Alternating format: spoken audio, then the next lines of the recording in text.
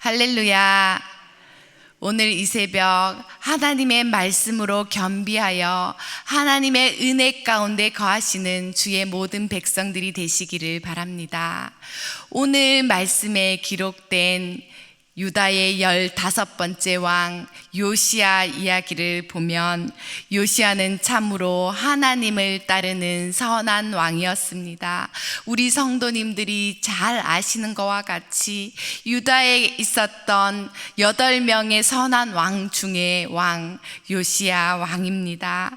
그가 물려받은 나라는 어떠했습니까? 어제 나눈 말씀과 같이 조부 므낫세와 아비 아몬의 우상 숭배와 악행이 가득했던 그 나라를 요시야는 물려받게 되었습니다.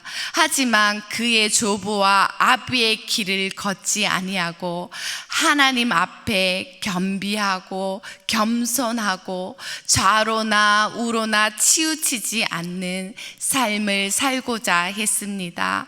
이미 세상 속에는 죄악이 만연한데 그가 그 길을 돌이키고자 했을 때에는 많은 어려움과 반대에도 있었을 것입니다. 그럼에도 불구하고 그는 하나님 앞에 개혁하고 정화되는 삶을 살고자 했습니다.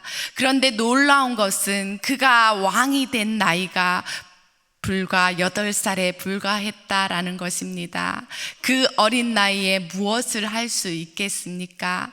하지만 그가 의지적으로 하나님을 찾을 수 있을 나이가 되었을 때 하나님을 구했습니다. 역대하 34장 3절 말씀에 보면 요시야 제위 8년, 그러니까 그의 나이 16세에 하나님을 찾기 시작했다라고 기록하고 있습니다. 우리에게 16살이라는 것은 자아 정체성이 형성될 나이가 아닙니까? 의지적으로 하나님을 찾을 수 있을 때 그는 하나님의 말씀을 구했고 하나님을 따르는 삶을 시작했고 일평생 그 길을 떠나지 않고 하나님을 만나고 그로부터 하나님을 떠나지 않는 삶을 살았습니다. 그는 오늘 본문이 말하는 대로 좌로나 우로나 치우치지 아니하는 정직한 삶을 살았습니다. 우리 성도 여러분, 좌로나 우로나 치우치지 않는 삶에 대해서 구약에 나오고 있지 않습니까? 모세를 통해서, 여호수아를 통해서 너희는 좌로나 우로나 치우치지 말라고 명령하셨습니다. 누구에게 하신 말씀입니까? 신명기를 통해서, 여호수아를 통해서 그 이스라엘 백성 전체에게 하신 말씀이 아닙니까? 이 말씀은 왕만 들어야 하는 것이 아니라 이미 악해 있는 그 시대 가운데 있는 유다 모든 백성이 들어야 했던 하나님의 말씀이었다라는 것입니다. 왕은 이 말씀을 붙들고 뜻을 다해 온 마음을 다해 하나님을 따르는 길을 살았습니다. 여러분, 재물과 권세를 가진 자가 한결같이 하나님의 말씀을 따라 산다는 것이 쉬운 일입니까? 쉽지 않은 일입니까? 더군다나 왕인데요. 어려울 때는 하나님을 찾아 의지하죠. 하나님 함께 해달라고 기도하지만 그 양손에 돈과 권력이 주어졌는데 그 아비 조부 므낫세처럼 아몬처럼 편하게 그렇게 하고 싶은 대로 살아갈 수 있었을 텐데 그는 끝까지 그러한 삶을 따라 살지 않았습니다. 그래서 요시야만큼은 달랐다라는 것입니다. 그래서 성경은 그에 대해서 뭐라고 기록하고 있습니까? 이런 왕은 전무후무하다라고 평가하는 것입니다. 이렇게 좌로나 우로나 치우치지 않는 정도를 걷는 삶, 어떻게 요시야가 할 수 있었습니까? 요시아가 남들보다 더 정직해서 스스로 할 수 있는 일이 아니고 요시아에게는 분명한 기준이 있었기 때문입니다. 그 기준이 무엇입니까? 바로 하나님의 말씀, 그 하나님의 말씀이 있었기 때문입니다. 여러분, 세상이 어둡다고 해도 우리가 핑계치 못할 것은 이렇게 악한 세상을 물려받은 요시아도 하나님의 말씀을 붙들고 그 말씀 안에서 바른 길을 갔습니다. 여러분, 조금 내 삶이 어렵기 때문에 평안해지면 하나님의 말씀을 지키지요. 내 나이가 너무 어리기 때문에 장성하면 하나님의 말씀을 지키지요. 우리가 그렇게 핑계할 수 없다라는 것입니다. 어떠한 것으로도 하나님의 말씀을 지키는 일에 방해를 받을 수 없습니다. 요시아는 그렇게 하나님 앞에 마음을 결단하고 변화를 갈망하는 삶으로 나아갔습니다. 그래서 하나님 보시기에 참된 지도자로 세워질 수 있었습니다. 이 요시아의 순종에는 개혁이 포함되어 있습니다. 요시아 제12년에 요시아가 무슨 일을 했냐면 나라에 있는 모든 우상들을 척결하는 것이죠. 이스라엘 백성들이 하나님도 믿지만 우상도 섬겼습니다. 그 산당이 세워져 있었습니다. 그것을 치워 나가는 것입니다. 그 변화의 중심에는 성전이 있었습니다. 성전은 뭐 하는 곳입니까? 하나님께 예배 드리는 처소가 아닙니까? 그것을 깨끗하게 정화시켜 나가는 일을 요시아는 감행했습니다. 불과 20살의 나이에 말입니다. 그리고 그의 나이 26, 제위 18년에 성전을 보수하는 일이, 오늘 기록된 이 일이 오늘 성경을 통해서 우리에게 주고 계십니다. 성경 속에서 나타난 요시아의 이러한 개혁은 성전이 중심이 되어 이루어졌습니다. 성전을 보수하려고 하면 돈이 필요한데 성전에서 거두어들인 은을 가지고 성전을 정화시켜 나갑니다. 왕의 선한 의지를 가지고 개혁을 시작하자 그 은을 통해서 일꾼들을 통해서 성전에 무너진 것들이 보수되기 시작합니다. 일꾼들에게 감독자에게 은을 주는 거죠. 이 일이 착수되기도 전에 말입니다. 그러면 회개 감사를 해야 되지 않습니까? 그러나 오늘 성경은 뭐라고 기록하고 있습니까? 그들이 모두 진실했기 때문에 그러한 것을 하지 않았다라는 것입니다. 요시아는 회개를 하지 않고 사람들을 믿었고 선한 의지를 가진 왕과 더불어 그들의 신하들은 정직하게 진실하게 나아왔습니다. 여러분에게 성전은 무엇입니까? 우리가 모여있는 이 교회가 성전입니까? 우리 한 사람 한 사람이 하나님의 성전인 줄 믿습니다. 그러면 우리의 성전은 얼마나 깨끗하게 진실하게 관리되고 있습니까? 하나님의 말씀에 반응하는 우리의 모습으로 나아가고 있습니까? 오늘 우리에게 너의 성전이 보수할 곳이 있다라고 하시는 하나님의 말씀 앞에 주님 고쳐주시옵소서라고 고백하고 나아갈 수 있는 우리들의 모습이 되었으면 좋겠습니다. 하나님 앞에 그렇게 나아갈 수 있는 우리의 모습, 그것이 하나님의 말씀 앞에 진실하게 행하는 모습입니다. 공사가 절차대로 체계적으로 나아가고 있는 중에 뜻하지 않은 일이 벌어졌습니다. 성전에서 율법책이 발견된 거죠. 제사장 hil기야가 그것을 발견했고 그것을 사반 서기관에게 갖다 주었고 서기관이 읽고 그것을 왕에게 보고했습니다. 하나님의 잊어버린 말씀을 제사장과 서기관이 찾아내었습니다. 그러나 그들은 그 뜻을 온전히 알지는 못했던 것 같습니다. 왕 앞에 나아간 서기관 사반은 그 율법책을 왕에게 읽어서 들려줍니다. 왕은 그 말씀을 듣고 즉각적으로 반응하죠. 오늘 말씀 11절의 말씀입니다. 왕이 율법책의 말을 듣자 곧 그의 옷을 찢으니라. 율법책을 읽어주는 것을 들은 왕은 옷을 찢었대요. 너무너무 두려운 말씀이 그와 그 백성에게 임했기 때문입니다. 옷을 찢는다는 것은 유대인들에게는 상징적인 행위예요. 비탄한 마음을 표현하는 것입니다. 내 마음이 너무 슬프고 아프다는 것입니다. 그래서 찢어지는 것은 옷이 아니라 내 마음이라는 것을 상징적으로 말해주고 있습니다. 그래서 옷을 찢음으로 알리는 거죠. 내 마음이 이만큼 비통합니다. 내 마음이 곡소리를 냅니다 라고 말하고 있습니다. 요엘 선지자는 뭐라고 백성들에게 말했습니까?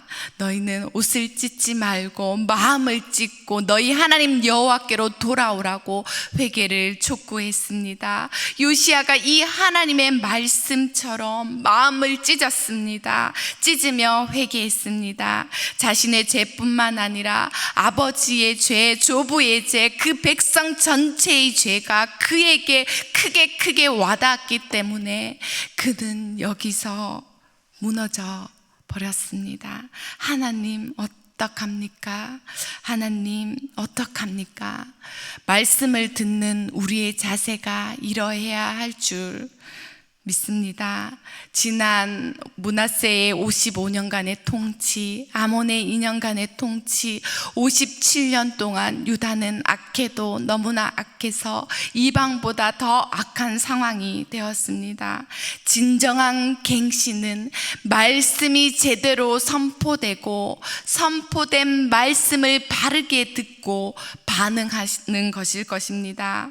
우리는 하나님의 말씀을 오늘 대하고 있습니다. 이게 이스라엘 유다 백성을 향한 말씀입니까? 오늘 우리에게 주시는 하나님의 말씀입니까?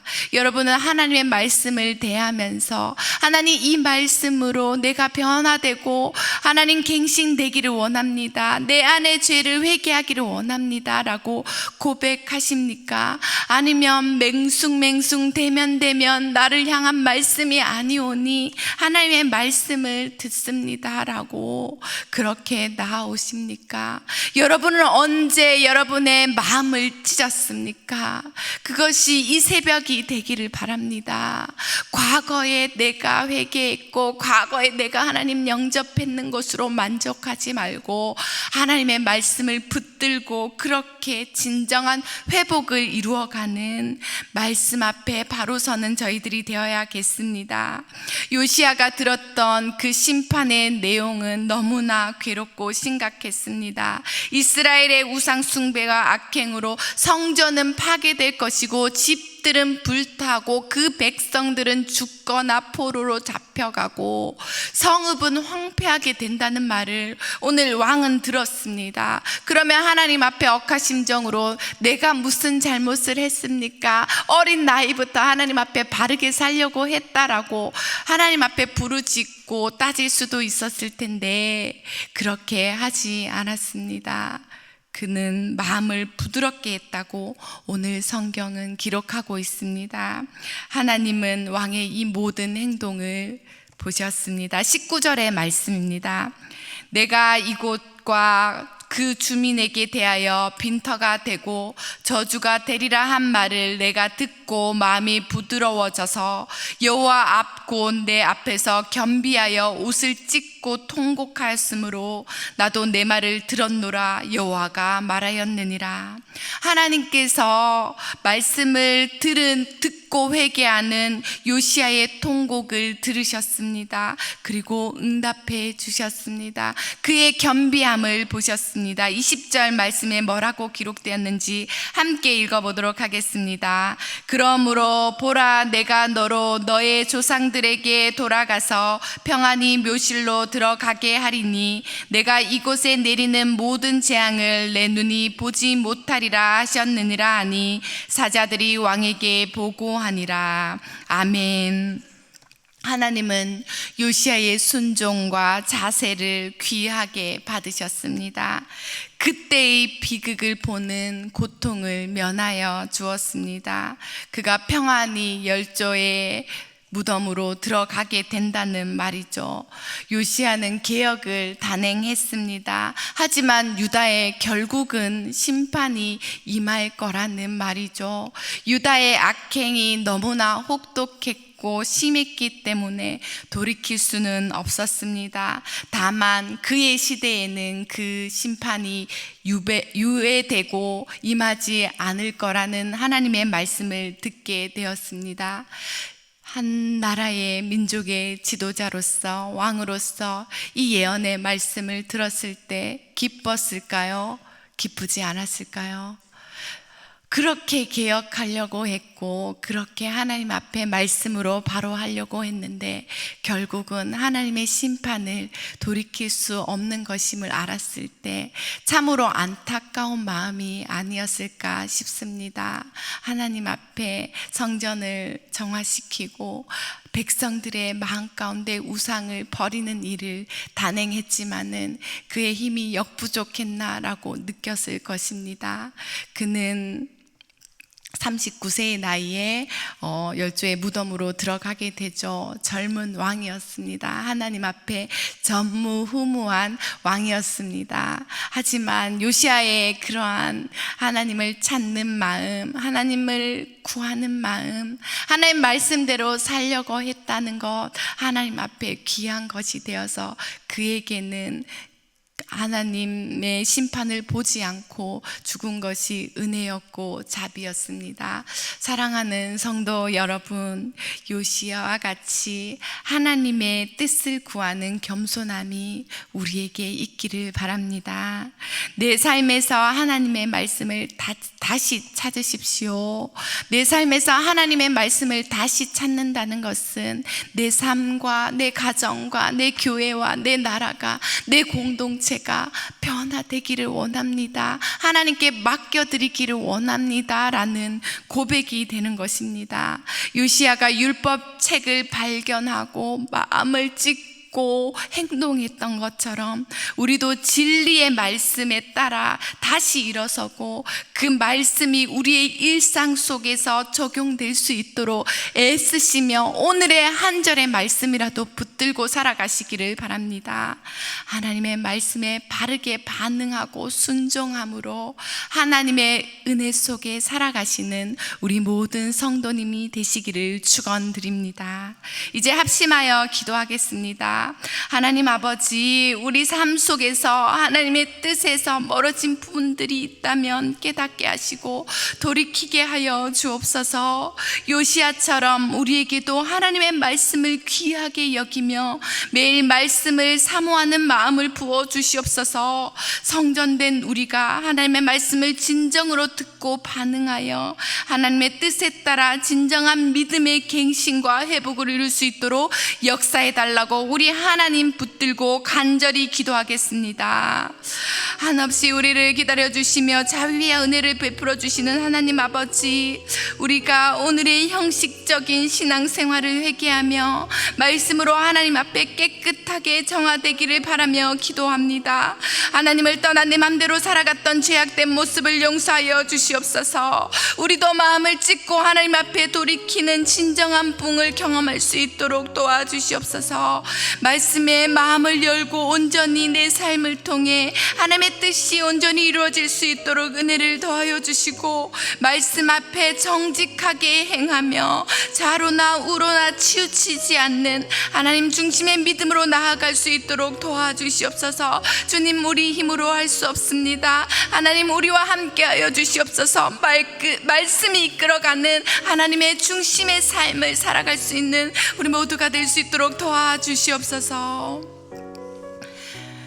살아 역사하신 하나님 아버지, 오늘도 하나님의 뜻을 구하며 말씀 앞에 겸손히 나아가게 하시니 감사드립니다. 요시야 왕이 그랬던 것처럼 우리도 삶 속에서 말씀을 귀히 여기고 하나님의 계획대로 변화되기를 원합니다. 우리에게 말씀대로 순종할 수 있는 힘과 용기를 더하여 주시고 속한 가정과 교회 그리고 이 나라가 하나님께로 돌이키고 말씀을 통해 새롭게 개혁될 수 있도록 도와주시옵소서. 주셔서 오늘 우리의 심령을 새롭게 하시는 하나님의 은혜에 감사드립니다. 주님, 우리와 함께하여 주시옵소서. 우리 주 예수님의 이름으로 기도드립니다. 아멘.